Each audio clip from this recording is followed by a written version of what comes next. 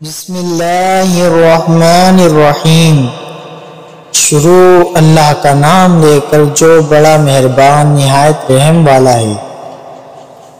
آپ کے روٹنے پر اگر دوسری جانب خاموشی بڑھ گئی ہے تو سمجھ لیجئے آپ کے روٹ جانے کا ہی منتظر تھا کوئی۔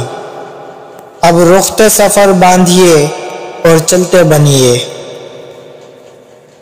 سب سے زیادہ تکلیف دہ لمحات وہ ہوتے ہیں جب آپ اپنی سب سے قیمتی چیز کو بچانے میں خود کو بے بس محسوس کرتے ہیں۔ زندگی میں اگر خوش رہنا چاہتے ہو تو ایک چھوٹا سا اصول بنا لیجئے۔ آپ کبھی اداس نہیں ہوں گے۔ جو کھویا اس کا غم نہیں، جو پایا وہ کسی سے کم نہیں، جو نہیں ہے وہ ایک خواب ہے اور جو ہے وہ لاجواب ہے۔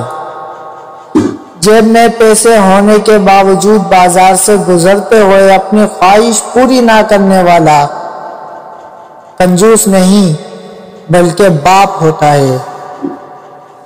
زندگی بہت چھوٹی سی ہے۔ کوشش کریں کہ کسی کا مان، اعتماد، اعتبار اور یقین نہ ٹوٹنے پائے۔ وقت تو گزر جاتا ہے لیکن دی ہوئی تلخیوں کی نقش باقی رہ جاتی ہے۔ خود کو ایسا بنا لو اگر کوئی تمہیں نظر انداز کرے تو تم اسے نظر آنا ہی چھوڑ دو۔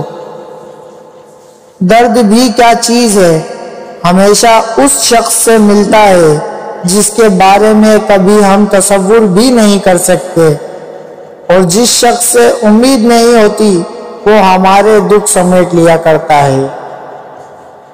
دعائیں لیتے رہا کیجئے، یہ وہاں کام آتی ہیں جہاں دولت اور ڈگریاں کام نہیں آتی۔